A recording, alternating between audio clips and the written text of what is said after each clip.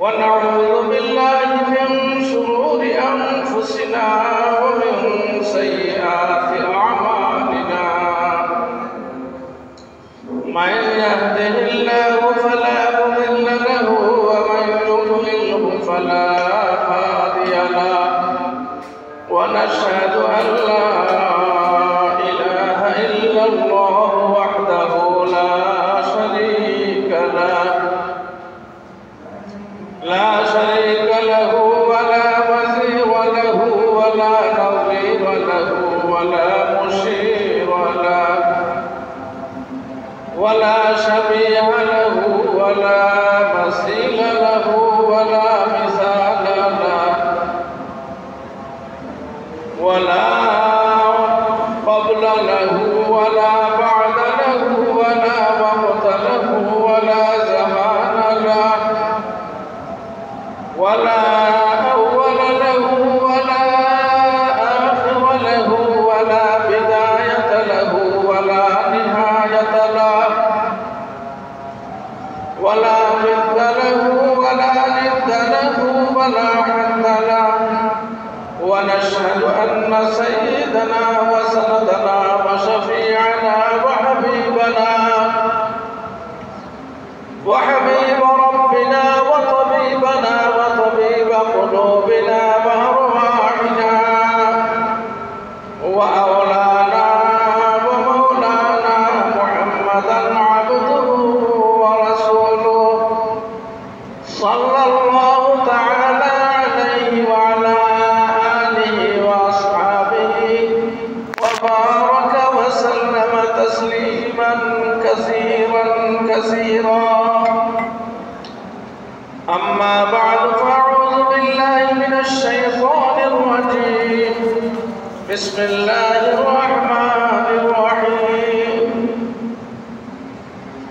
لن ينال الله لحومها ولا دماؤها ولكن يناله التقوى منكم كذلك سخرها لكم لتكبروا الله على ما هداكم وبشر المحسنين. وقد ورد في الخبر عن النبي الصادق الأمر وهو حي في القبر وهو الصادق المصدوق صلى الله عليه وسلم أنه قال: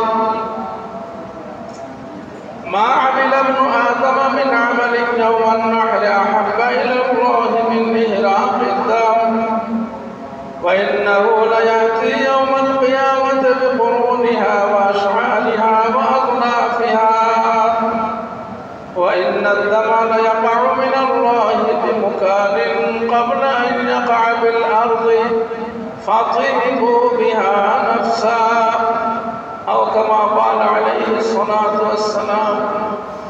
صلى الله على سيدنا ومولانا محمد وعلى آله وأصحابه وسلم. صلى الله على سيدنا ومولانا محمد وعلى آله وأصحابه وسلم.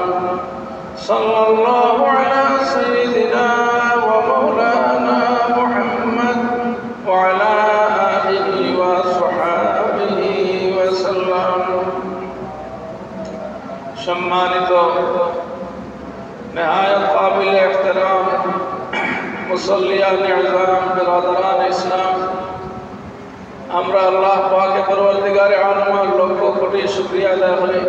আল্লাহ পাকে পরওয়ারদিগারে আলমে হায়াতের মতো নিয়ামত দান করছেন, সুস্থতার মতো নিয়ামত দান করছেন। তার ফজল করম দিয়া আমরা তার ঘর মসজিদ পর্যন্ত ইয়া পৌঁছার তৌফিক দান করছেন। আলহামদুলিল্লাহ, সুবহান আলহামদুলিল্লাহ। অহরহ জওয়ান, যুবক, মুরব্বী এবং বাচ্চা বয়সের মানুষ দুনিয়াতে বিদায় হইতে আছে। আইজও ফজরের পরে একটা এলান শুনছি,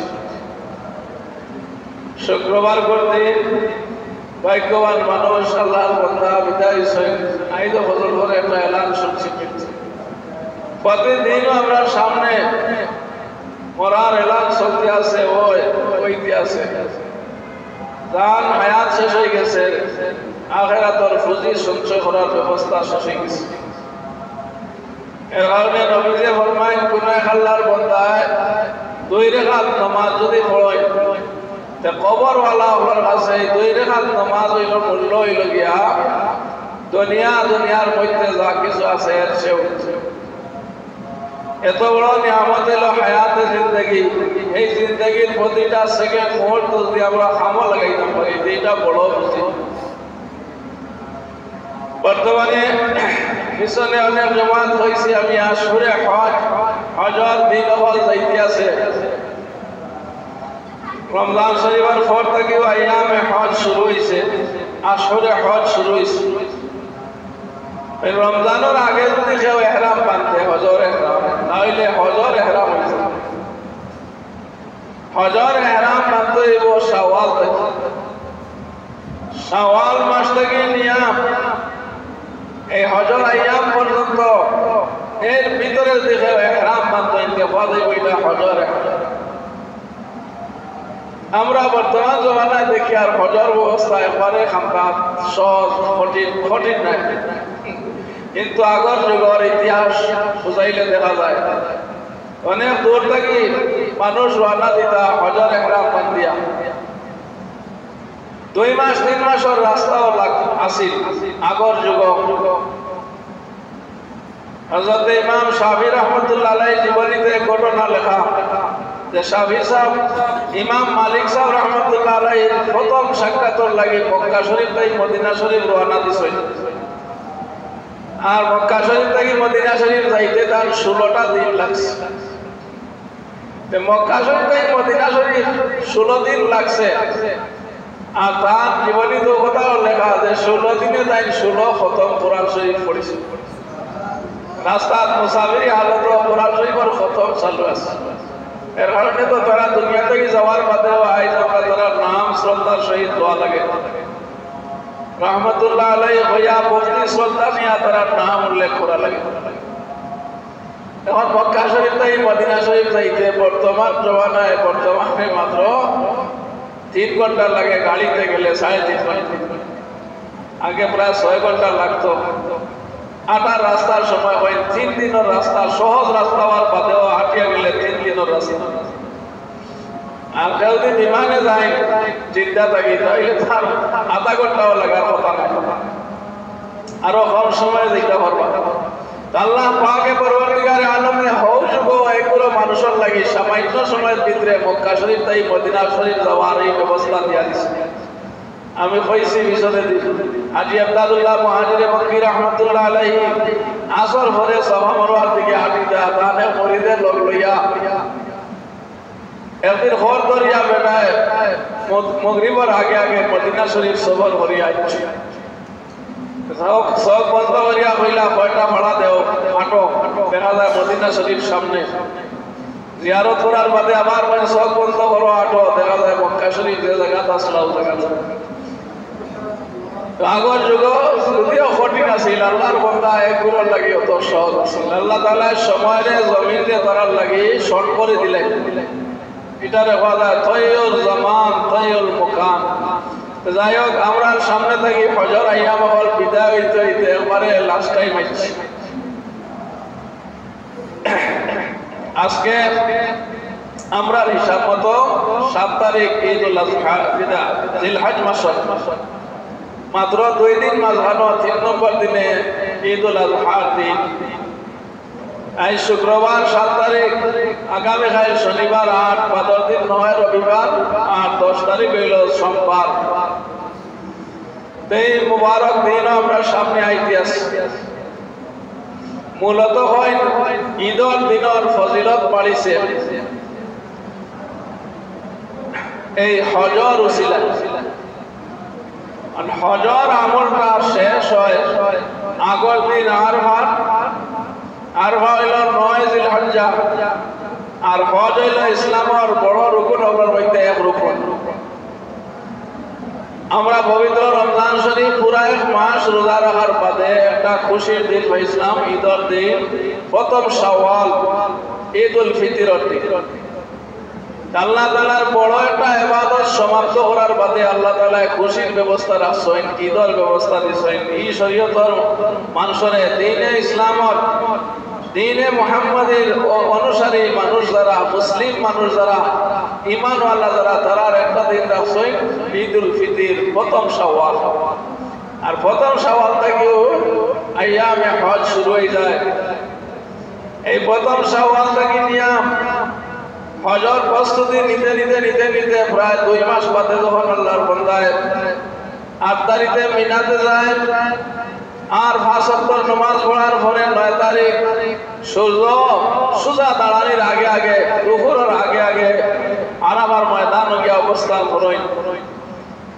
আর এই আরাফার ময়দানে অবস্থান করাটা হইল হাজী সাহেবগুলোর লাগি বড় গুরুত্বপূর্ণ জিনিস, কারণ হজর বড় রুকুন হইল উকুফে আরাফা। আমি কইছি পিছনে দিই ইহরামের বাদেও ইহরাম এক ফরজ, আর আরাফার মাঠে অবস্থান করা এই বড় ফরজ, এটা 2 নম্বরে। আর 3 নম্বরে যেটা হজর ফরজ, এটা হইল তাওয়াফে জিয়ারত।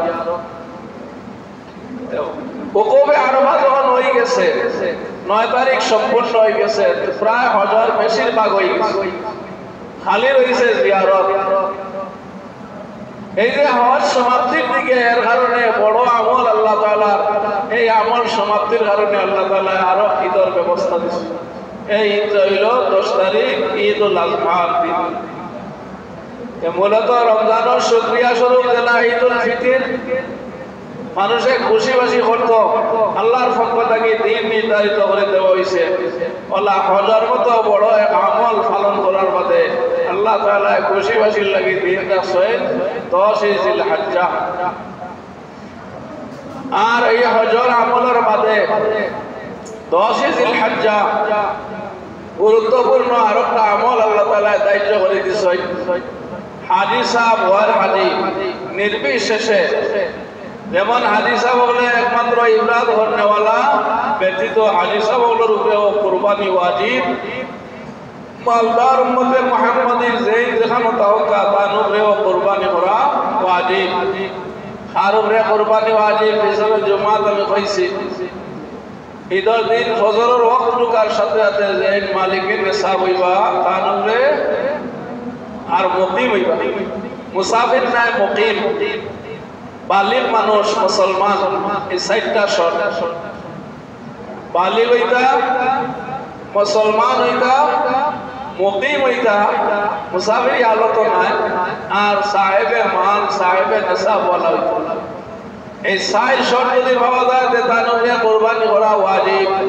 কুরবানি না করলে সারা জীবন এই কবিরা গুনার মধ্যে দায়িত্ব থাকবা।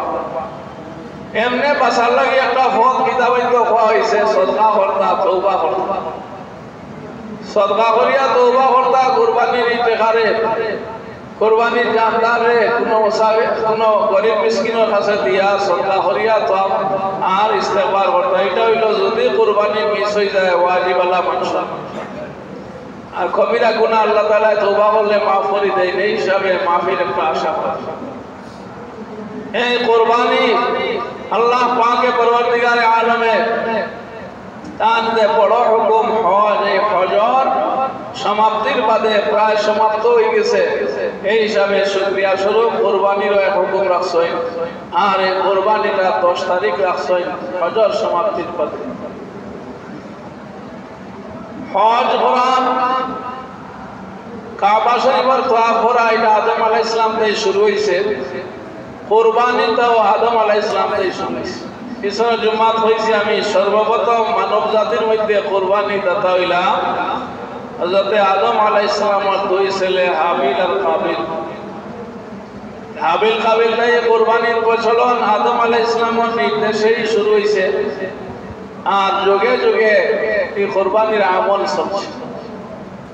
হযরত নূহ আলাইহিস সালামের সময়ে কুরবানি আছে, আগর শরীয়তও কুরবানি আছে। এমনকি মক্কা শরীফ, কাবা শরীফের অধিবাসী যেটা আরবি মানুষ, কুরাইশ খানদানের আসলা, পৌত্তলিক মুশরিক হল, তারাও কুরবানি করছে। ইহুদি ধর্মের কিতাব বাইবেল, কয়নেই বাইবেলও কুরবানির নিয়ম মাসলা মাসাইল হল লেখা আছে। কোরবানিটা অন্যান্য শরীয়তও আছে, কিন্তু শরীয়তে মুহাম্মাদি দ্বীনে ইসলামের মধ্যে যে নিয়ম, এই নিয়মটা হইল ইবাদত স্বরূপ, অন্যটা হইল রসম রেওয়াজ স্বরূপ, একটা প্রচলন স্বরূপ। অন্য ধর্মাবলম্বীরা কোরবানি করে, আমরা শুনি অনেক সময় যারা মূর্তি পূজা করে তারাও বলি টলি দেয়, তারাও বলি দেয়। এর কারণে আগর যুগের কোরবানির প্রচলন যেটা আছিল, এটা আছিল ইবাদত হিসাবে নাই, দেখা দেখি রসম রেওয়াজ হিসাবে। এমনকি মানুষ সন্তানাদি পর্যন্ত কোরবানি দেওয়ার প্রচলন আছিল মুশরিকগুলোর মধ্যে। মুশরিকগুলোর দেবতাগুলোর অভাব আছিল না, আমরা ওগুলোর জানা আছে। কাবা শরীফের ঘর তারা 360টা মূর্তি ঢুকাইছে। এত মূর্তি আইল কেমনে? যার যার গোত্র থাকি যে মূর্তি বানাইতা, যে আকৃতিতে আর যে গোত্রের কাছে পছন্দ লাগতো যে মূর্তি, ও মূর্তিটা মিলিয়া কাবা শরীফের ঘর সম্মানার্থে নিয়ে রাখে। আর যার যেগু মনে হয় ভালো লাগে, প্রভাবশালী হইলে এগুলা কাবা শরীফের ঘর ঢুকাইয়া রাখা। এইভাবে ঢুকাইতে ঢুকাইতে 360টার মতো খালি মূর্তিরও আঁকড়া হয়ে গেছিল কাবা শরীফ। তারা আরো কোরবানি আছিল, এই কোরবানি গুলার প্রচলন কেউ কেউ বাচ্চাই করে জব করিয়া পর্যন্ত মূর্তির সামনে নিয়া মূর্তিরে খুশ করার লাগে মূর্তির মানুষে দিয়া দিত। বাচ্চাই করে জব করা, কোন জানদার মূর্তির সামনে নিয়া বান্ধিয়া রাখা, এই জানদার রান্না খাইয়া অন্য মরছে, খানা বিনা না ভাইয়া ঠিকছে বান্ধিয়া তৈছে মূর্তির সামনে, মূর্তিরে খুশ করার লাগে। নিজের বাচ্চা বাচ্চারে নিয়ে জব করছে, বাচ্চা বাচ্চারে নিয়ে পানিতে ডুবাইয়া রাখছে মূর্তির নাম ধরিয়া। আমার ও প্রতিমা ও মূর্তির খুশির লাগে আমি আমার বাচ্চারা পানিতে ডুবাইয়া দিলাম, এটার নাম বুঝি না তারার কোরবানি।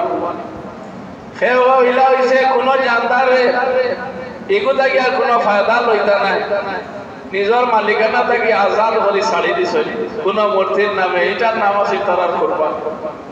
বিভিন্ন পন্থায় বিভিন্ন সুরতে কুরবানির প্রচলন অন্যান্য শরীয়ত আছিল। বর্তমান যুগের বাইবেল যেটা ইহুদি ধর্ম, এটার মধ্যে কুরবানির প্রচলন হল লেখা আছে। কিন্তু সারা দুনিয়ার অন্যান্য ধর্মাবলম্বীদের কুরবানি আর ইসলামের কুরবানি, মুসলমানের কুরবানি এটা অভিন্ন, একবারে ভিন্ন, একবারে ভিন্ন, অদ্বিতীয়, যেগুলোর কোনো তুলনা নাই। সারা দুনিয়ার কুরবানি আর ইসলামের কুরবানিটা হইল ভিন্ন, যেগুলোর দৃষ্টান্ত নাই। আর ইসলামের মধ্যে যে কুরবানি এটা হইল একমাত্র আল্লাহর ওয়াস্তে, আল্লাহর নির্দেশ মোতাবেক পশুরে জবাহ করিয়া দেওয়া। আমি এই সম্পর্কে আয়াত পড়েছি, তিলাওয়াত করছি আপনারা সামনে। দুনিয়ার কুরবানি রসম রেওয়াজ হিসাবে, মন গড়া মতবাদ হিসাবে জেলা বাগদাদার কাছ থেকে শুনে আসছেন এইরকম, কিন্তু ইসলামের মধ্যে যে কুরবানি এটা হইল হযরত ইব্রাহিম আলাইহিস সালামের অগ্নি পরীক্ষায় উত্তীর্ণ হওয়ার কুরবানির নিদর্শন স্বরূপ। হযরত ইব্রাহিম আলাইহিস সালামের 99 বছর বয়স, একমাত্র ছেলে, তাকে কুরবানি করছিল আল্লাহর আদেশে। পিছনে দিয়ে কইছি আমি, এখন আর লম্বা কথা হওয়ার সময় নাই। কুরবানি আমরা শরীয়ত যে তরিকায় শুরু হইছে এটা হযরত ইব্রাহিম আলাইহিস সালাম থেকে। আর নবীজির হাদিস আইছে عن زيد بن أرقم رضي الله عنه قال قال أصحاب رسول الله صلى الله عليه وسلم يا رسول الله ما هذه الأضاحي؟ قال سنة أبيكم إبراهيم عليه السلام। হযরত যায়েদ ইবনে আরকাম রাদিয়াল্লাহু আনহু ফরমায় নবীজি সাহাবীকে আপনি জিজ্ঞাসা করলেন ইয়া রাসূলুল্লাহ এই কুরবানি কেনে, এই কুরবানি আইলো হইতে মা হাযিল আযাহি?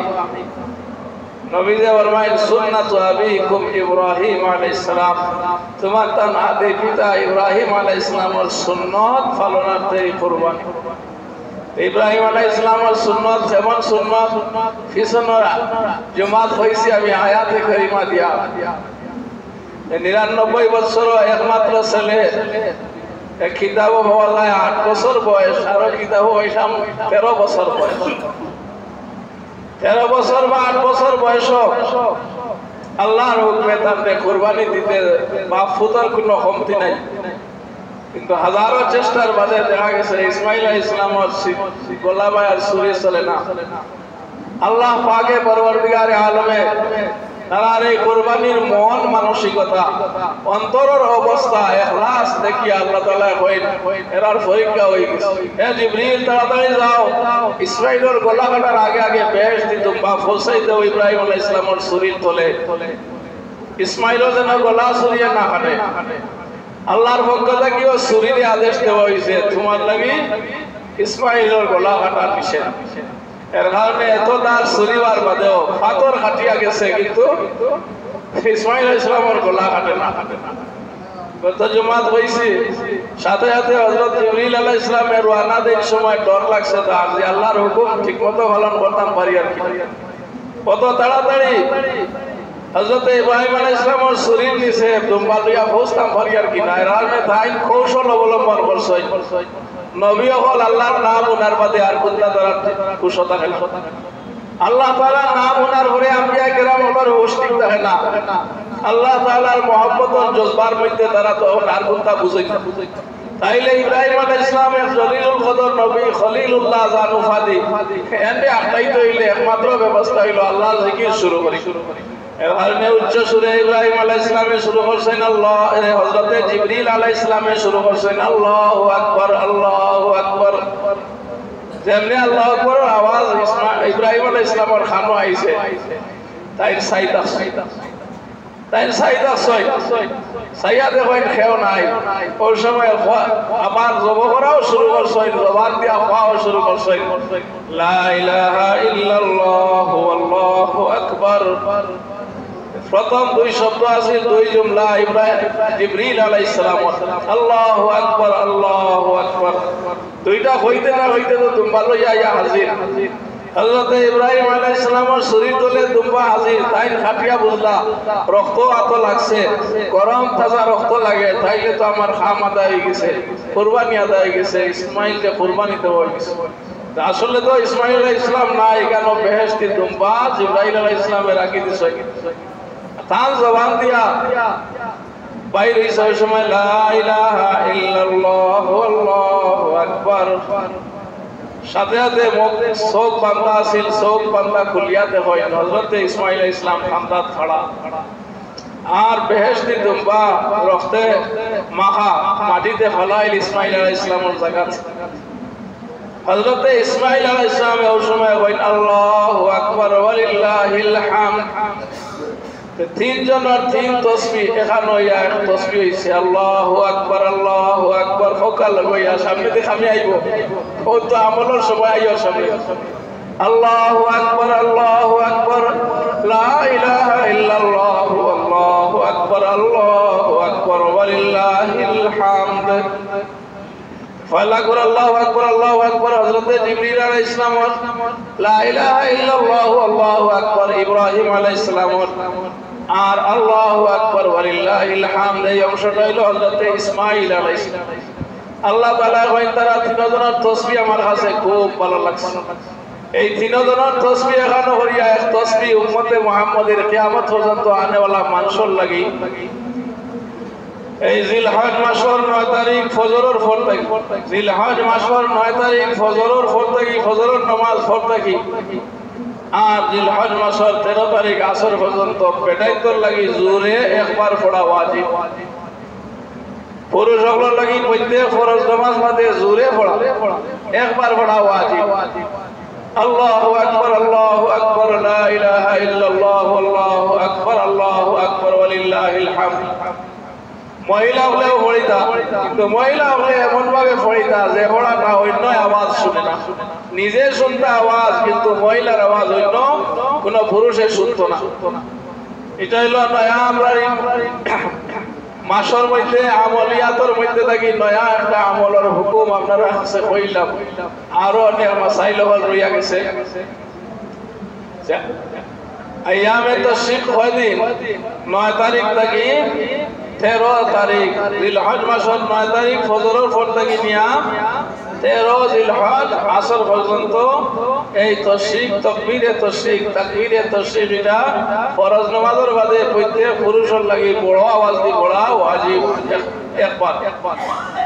আর মহিলারা এমন ভাবে ফরজ নামাজ বাদে পড়িতা নিজের আওয়াজ নিজে শুনতা অন্য শুনতো না, মহিলার লাগে আওয়াজ। এই তাকবীরে তাশরীফটা আইছে হইলাই কুরবানির সময় তাই হযরতে ইব্রাহিম আলাইহিস সালাম হযরতে ইসমাঈল আলাইহিস সালামর এই জবান মুবারক তাই বার হইছে আর সূচনা হইছিল জিবরিল আমিন আলাইহিস সালাম থেকে। এই মুবারক দুয়ার সুবর্ণ সুযোগ আমরা লাগি ইনসাইড দিন হইছে। তেমন কুরবানির এই মুবারক আমলের সুযোগ উম্মতে মুহাম্মাদের লাগি কিয়ামত পর্যন্ত বছর একবার এই 3 দিন হইছে। সারা বছর এই 3 দিন ঈদুল আজহার দিন 10 তারিখ 11 তারিখ 12 তারিখ বছরের অন্য দিন যদি কেউ কুরবানি একবারে 100টা গরু দিলাই 150টা উট দিলাই এটারে কুরবানি বলে। বরং সে কুরবানির নাম ধরলে এটারে বেদাত বলে। আল্লাহর ওয়াস্তে যাই খাওয়াই দাও ভালো করে মিসকিনকে, কিন্তু কুরবানি হইয়া দেখে হয় আমল করে আল্লাহর রাসূলের শরীয়তের উল্টা সুন্নতের উল্টা, তাইলে এটারে বেদাত বলে। সব পাওয়া তো দূরের কথা, কুরবানির নাম ধরলে আযাব হওয়ার আশঙ্কা আছে। বেদাত কুল্লু বিদআতিন যালালাহ ওয়া কুল্লু যালালাতিন ফিন্নার। সব বেদাত গুমরাহি আর সব গুমরাহির প্রতিদান হইল জাহান্নাম। এর কারণে কুরবানি তো কুরবানিও পিছনের জুম্মাতে আমি কইছি কুরবানির আমলের দ্বারা যে রুহানিয়ত অন্তরের মধ্যে যে পাওয়ার ঈমানের পাওয়ার বাড়ে, এটা আবার অন্য আমলের দ্বারা কাজ হইতো না। কত জুম্মাত হইছে যেমন আমরা শরীরের অঙ্গ প্রত্যঙ্গ আছে এক এক করে এক কাজ, চকুর এক কাজ, হাতের এক কাজ, পাওয়ার এক কাজ, নাকের এক কাজ, কানের এক কাজ। কানের ঘা মাথে পায়ে দিত না, কানে আওয়াজ শুনে শোনার মতো শক্তি আর কোনো অঙ্গ নাই। সিপাই টেস্ট করে স্বাদ এটা অনুভব করে, আর কোন অঙ্গ চাইলে ই মজা হইতা না। ঠেঙ্গা না মিঠা এগুর স্বাদ গীতা সারা শরীর মাগাইলেও হইতা না, কিন্তু জিহ্বাত লাগানি মাত্র বোঝা যায়। নাক লাগানি মাত্র বোঝা যায় সুগন্ধ না দুর্গন্ধ, অন্য সারা অঙ্গর মাখাইলে ওইটা হইতা না। ওলা আল্লাহ তাআলা আমরার ঈমানের পাওয়ার বাড়িবার লাগি, ঈমানের কওয়াত বাড়িবার লাগি, ঈমানের হেফাজতর লাগি বিভিন্ন আইটেমের ইবাদত হল দিয়া আছে। ইবাদত হল বিভিন্ন আইটেমের পুরা এক মাস রোজা রাখার পরে রোজার শুকরিয়া স্বরূপ ঈদুল ফিতর। আর ঈদুল ফিতরের পর থেকে প্রথম শাওয়াল থেকে নিয়া 10 জিলহজ্জা পর্যন্ত হজের একটা আমলের ব্যবস্থা আল্লাহ তাআলা রাখছেন। রাখিয়াও হজ সমাপ্তি হইতে না হইতেও ঈদুল আজহা, আর ঈদুল আজহার মধ্যে আল্লাহ তাআলা এমন একটা আমল রাখছেন। প্রথমে ঈদুল আজহার দিন আমল করা উত্তম। কত জুমাত হইছে এই কুরবানি, এই কুরবানির আমল হইল হযরত ইব্রাহিম আলাইহিস সালামের স্মৃতি স্মরণার্থে। ইব্রাহিম আলাইহিস সালামের যে খোদা বিরুদ্ধা, ইব্রাহিম আলাইহিস সালামের যে আল্লাহর প্রতি ভালোবাসা আর নিজের সম্পূর্ণ মায়া জিনিসে বিলীন করিয়া দেওয়া, এটা শিক্ষা অর্জন করার লাগি কুরবানি। এর কারণে সারা কুরবানির সবার খোলাসা গত জুমাতে হয়েছে আমি এটাই তাকওয়া। কুরবানির মাধ্যমে তাকওয়া অর্জন করা, আল্লাহ পাকের পরবর্তীকারে আলমত ভালোবাসা, একমাত্র আল্লাহর ওয়াস্তে কোনো আমল করা, এই ভালোবাসা অর্জন করার একটা প্রশিক্ষণ স্বরূপ আমল হইল কুরবানি। এর কারণে এই কুরবানি আমি দিব। কুরবানির বিষয়টা বুঝার লাগি সংক্ষেপে ঘটনা হইতাম সিয়াদ। বাগদাদের মধ্যে এক বাদশা আসলা, এই বাদশার দরবারে যাওয়ার লাগি গ্রাম্য এক মানুষ, গরিব মানুষ নিয়ত করছে। বাদশার দরবারে যাওয়ার যে নিয়ত করেওয়ালা ব্যক্তি এই তার বেটির সাথে তার স্ত্রীর সাথে পরামর্শ করলা, ফাইল তো বাদশার দরবারে যাইতাম কিতা লইয়া যাওয়া যায়, আমরার কাছে কি সামান আছে বাদশার লাগি যে হাতিয়া নিতাম। বিবিয়া কইলা বাদশার লাগি হাতিয়া নিতা আর কোনটা নাই, মাটির কলসি একটা আছে, আর আমরার কুয়া যেটা এটার পানি বড় বালা, আপনি এক কলসি পানি ভরি আর বাদশার খেদমত নিয়ে হাতিয়া স্বরূপ দিলেই বেটা কলসি ভরি আর রান্না দিছে। বাদশার খেদমত যাওয়ার বাদে বাদশা কইল, বাদশারে দাইন কইলা যে স্যার আমি তো হাতিয়াটা লই আইছি আপনার লাগি, গরিব মানুষ আর কিচ্ছু নাই। বাদশা কইলা রাখো আর তোমার কলসির ডাক নেই কুলসি।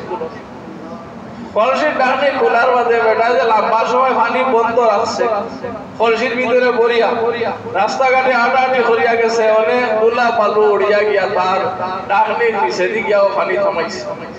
পানি বন্ধ করে রাখার কারণে অনেক গন্ধ হয়ে গেছে পানি, তার কুয়ার পানি আর কোন পালা পানি হে পালা হয়েছে, কিন্তু বাসার লাগতো এটা অত পালা নাই, কিন্তু হে পালা মনে করিয়া লইয়া গেছে। যাওয়ার পরে বন্ধ থাকিয়া গর্বের মাঝে পানি হয়েছে দুর্গন্ধওয়ালা, যেমনি ডাক নাক খুলছে, দেখা গেছে এই মজলিসও টিকা বসে। তো বাদশাহ তো আকলওয়ালা মানুষ, বাদশাহ বুঝি লাইছে যে আমার ভক্তি শ্রদ্ধা লইয়া আমার একজন প্রজা অত দূর থাকি লইয়া আইছে, ও গন্ধলা পানি কইলো তুমি ডাকো তাড়াতাড়ি। আর বাদশাহ তার এক কর্মচারীরা কইলো ও খরসিটা তুমি হেফাজতে নিয়া থো আমার কুশাগার। আর ও সমপরিমাণ একটা কলসি দিয়া আমার ও ব্যক্তিরে কিতা করো, স্বর্ণ দিয়া দেও তুমি। বেটা সোনার কলসি ভর্তি পাইছিল, দিছিল তার কুয়ার পানি, সোনার কলসি লইয়া যখন রান্না দিছে, ওই সময় বাদশাহ আমার কর্মচারীরা কইলা এক কাম করিও, তারে দাজলা নদীটা দেখাইয়া দিও। এত সারা জীবন কুয়ার পানি খায়, আর এই কুয়ার মধ্যে আর কোন পালা পানিও, কিন্তু নদী সম্পর্কে তার ধারণা নাই। দাজলা নদীর পানি যে এত সুন্দর মিষ্ট এটা হে জানে না, তারে নদীটা দেখাইয়া লইয়া যাইও, আর তার বাড়ি পর্যন্ত তুমি পৌঁছাইয়া নিয়া দেও তারে। মানে বাদশাহ যখন কর্মচারী যখন গেছে দাজলা নদীর পারো, আর বেটা দেখছে পানি, নামিয়া গিয়াও পানি খাওয়া শুরু করছে, পান করা শুরু করছে।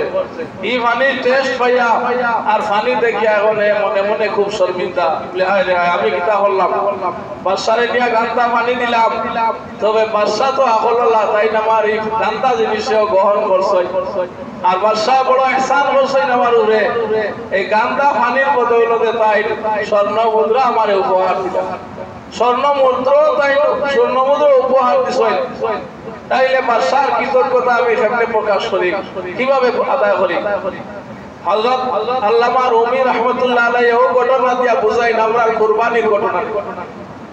দেখো আমরা এই ছোটবাটা সামান্য কুরবানি আমরা একটা জানদার যার জন্য তৌফিক আছে, তৌফিক আন্দাজে আমরা সংগ্রহ করি, কিন্তু সংগ্রহ করিয়া দেই হারে সারা দুনিয়া আখিরাতের সৃষ্টিকারী কুল নিয়ামতের মালিক ও খালিক যেন আল্লাহ তাআলা।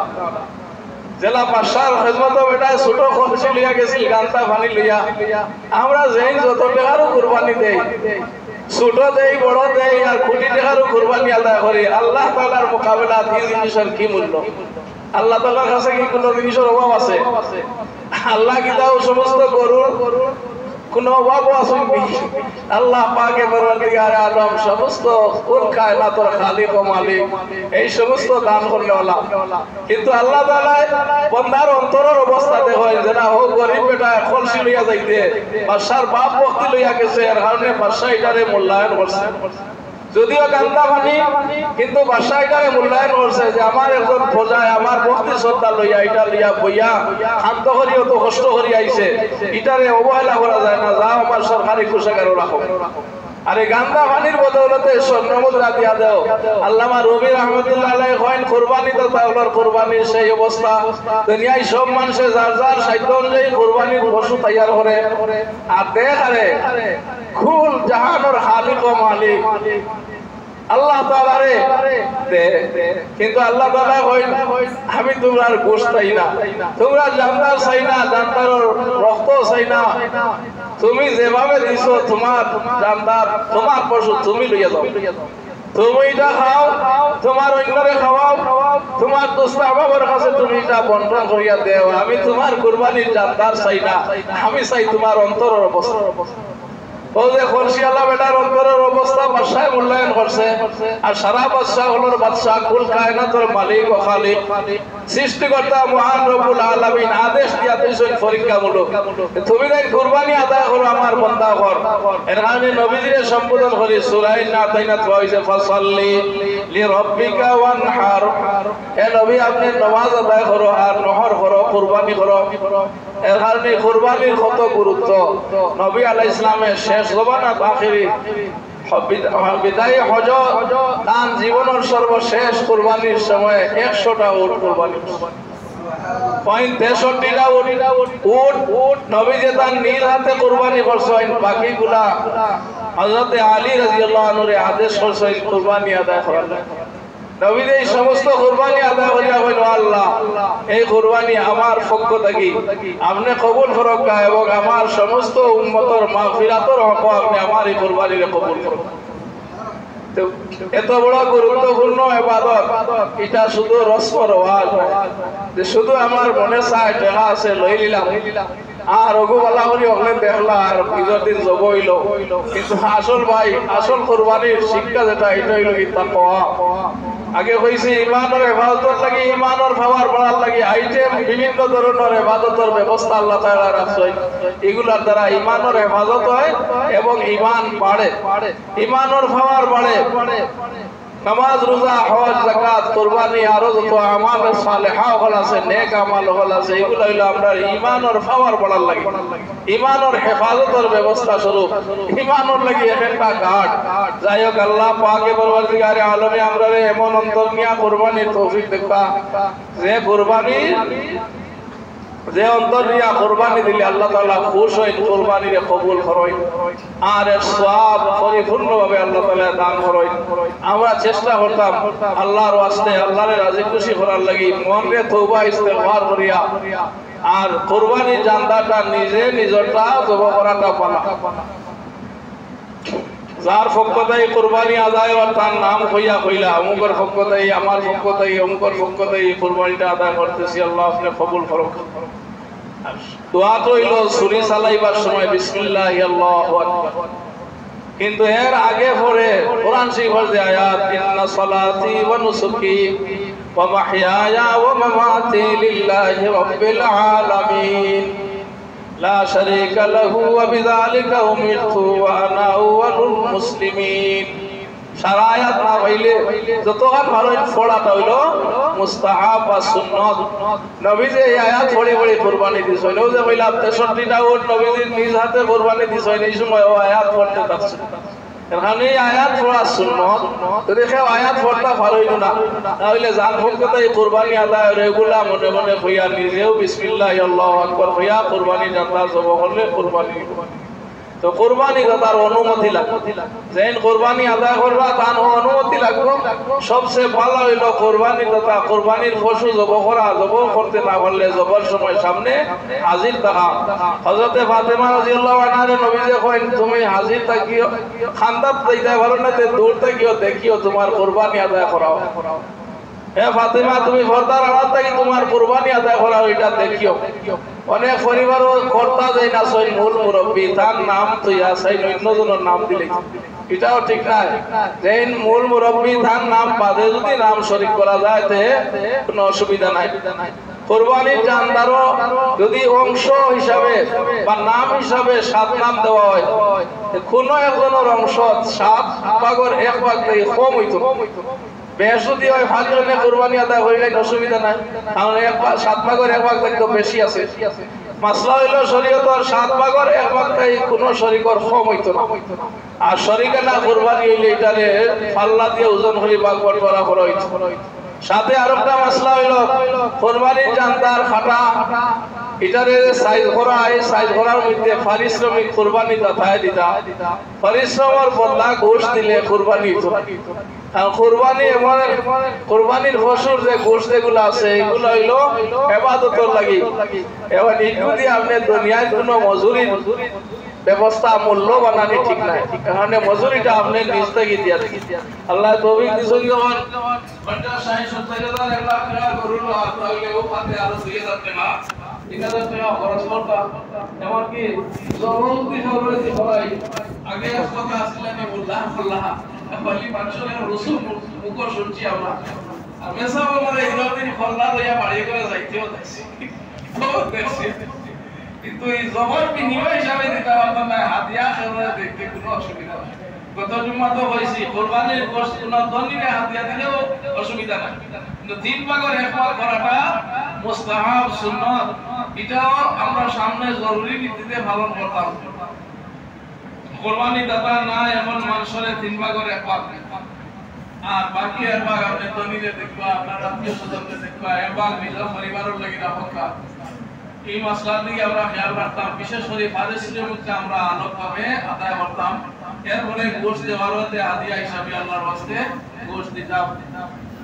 এবার ঈদের দিন তোর আগর দিন ইয়াউমে আরাফা এই আরাফার দিন রোজার বড় ফজিলত নবীজি হাদিসে বলেন সিয়ামু ইয়াউমে আরাফা আহতাসিবু আলা আল্লাহি আন ইউকাফিরা আস-সানাতা আল্লাতী ক্বাবলাহু ওয়াস-সানাতা আল্লাতী বা'দাহু আরাফার দিন রোজা রাখলে আল্লাহ তাআলা সামনের এক বছরের গুনাহ মাফ করে দেয় পিছনের এক বছরের গুনাহ মাফ করে দেয় সুবহানাল্লাহ আর এই দিনের ইবাদত বندگی আল্লাহ তাআলা বড় পছন্দ হয় এর আজমার দিন আমরা রোজা রাখার চেষ্টা করতাম মহিলা আপনার কাছে দাওয়াতটা পৌঁছাইতাম আর আরবা দিন বাদেও ঈদের আগে রাইত ঈদের রাইত হয় এই ঈদের রাইতটাও বড় গুরুত্বপূর্ণ নবীজির হাদিস আছে মান কামা লাইলাতাইল ঈদাইন মুহতাসিবান লাম ইয়ামুত কলবুহু ইয়াওমা তামুতুল কুলুব যে ঈদের রাত্রিতে জাগ্রত থাকিয়া ইবাদত বন্দী করছই আল্লাহ তাআলা হাশরের মাঠে এসে পুষ্পাস অবস্থায় রাখবা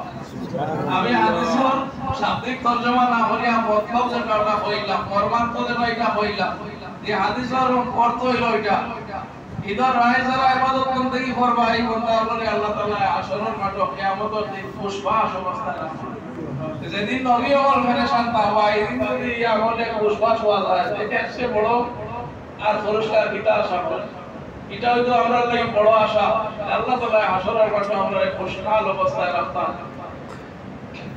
ঈদের দিনের কিছু সুন্নাত আমল খলাস দুঃখজনক হইল সত্য আমি হয়তো আমার নিজের মসজিদের ইমাম সাহেব আছে এটা বিপদ হইতো না আপনারা চিন্তা না ঈদের জামাতের আগে যে বয়ান হয় এবং বয়ানের সুন্নাতগুলা বয়ান হয় এই আগে ঈদের জামাতের আগে সুন্নাত বয়ানে কি ফায়দা হইছে লাগা মসজিদ বনি ওলা আওয়াজ তো আমরা তো আমল হইল কি ঈদের জামাতের আরো আগ থেকে শুরু হই যায় বছরে যখন দুইবার দুই ঈদে এই সুন্নাতের কারণে আমরা চেষ্টা করতাম এগুলা আমল করার লাগি এটা বেখেয়ালে আমাদের দেশের সময় বয়ান করলে তো চলে এখন ঈদের জামাতও বয়ান চলে পয়লা ঈদের দিনের সুন্নাত হইল খুব সকাল ঘুম থেকে উঠা ঈদের রাইতে ইবাদত করতে কি তাকতা ওপর হেফাজত করতে কি তাহলে আগুয়ান উঠা সম্পর্কে আর কিছু না হলে সংক্ষেপে হয় রাইতুল জাগ্রত থাকার সওয়াব পাওয়ার একটা আশা পাওয়া যায় হাদিস পাইছে নবীতে হয় যদি কেউ এশার নামাজ জামাতে পড়য় তাকবীরে উলার সহিত